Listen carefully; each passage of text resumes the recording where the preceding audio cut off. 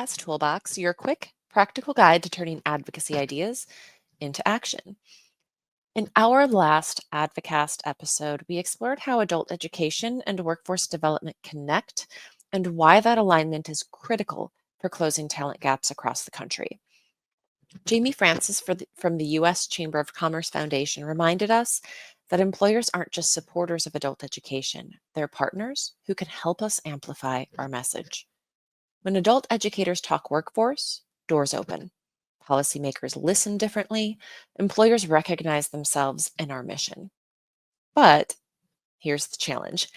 How do we talk workforce without losing the people-centered heart of adult education?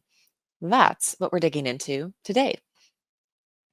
So let's start at the foundation. Before you even enter the room for a meeting or write that first sentence in a letter, the way you frame your message sets the tone for everything that follows. When you're talking with policymakers or business leaders, start with what you both care about: a strong workforce, thriving communities, and opportunities for adults to advance. Try opening with a line like this: adult education helps fill critical talent gaps and builds economic mobility for adults and families. That sentence connects the dots between workforce and equity. It shows that adult education is a solution, not a sideline. Or you could say something like this: we help adults build the skills employers need most: communication, adaptability, and problem solving. These are universal goals that position your program as a partner in economic growth, not a separate system. When you lead with shared goals, you frame your advocacy as collaboration, not competition. Once you've established that common ground, the next step is all about language. The words we use can either build bridges or create distance. Think of it like this: you don't have to change your story, you just have to translate it into a language employers and policymakers understand. So that means getting rid of any desire to use adult education alphabet soup like ESL, ABE, IET, and underselling the work that we do. So, for example, instead of saying we teach basic skills, try we prepare adults with the foundational and transferable skills that employers rely on. Or you could make small changes like replacing our classes with our training pathways. Small shifts like these make your message sound relevant in workforce settings. Here's an action step. Ask an employer partner to name the top 3 skills they have trouble finding in applicants.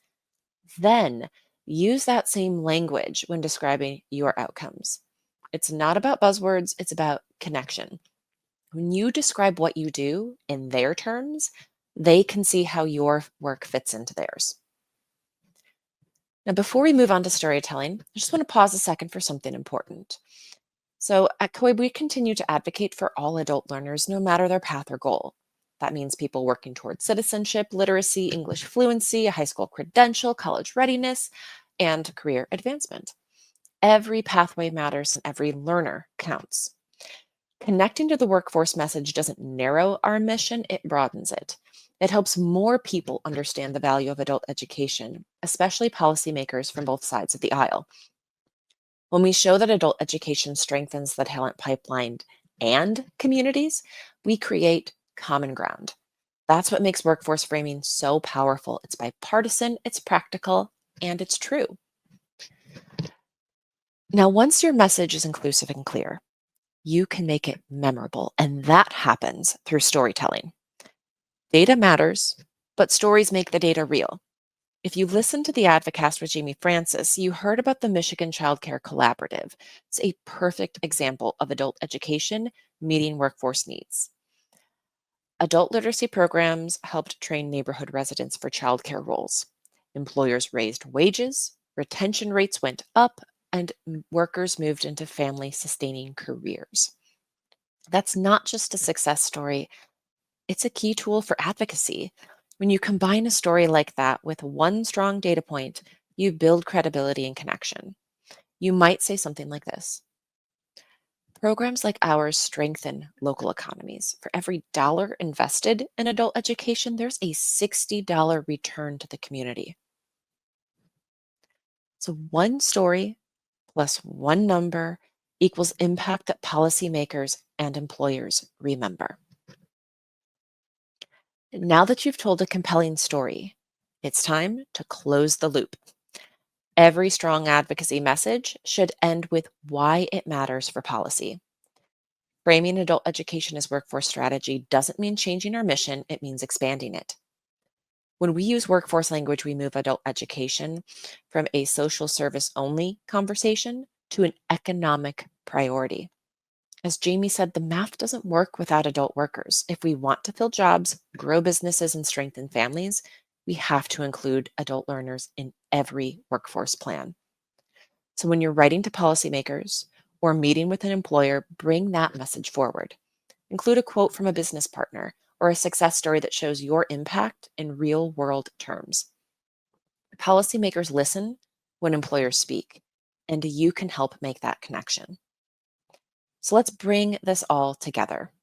Talking workforce doesn't mean losing your message, it means amplifying it. Adult education is where the talent pipeline begins, but it's also where confidence, opportunity, and community growth begin. When we tell that full story, when we connect skills and stories, we make the strongest case possible for bipartisan support and sustained investment. If you would like more examples, templates to get you started, or more reading material about this topic, please visit the behindeveryemployer.org website.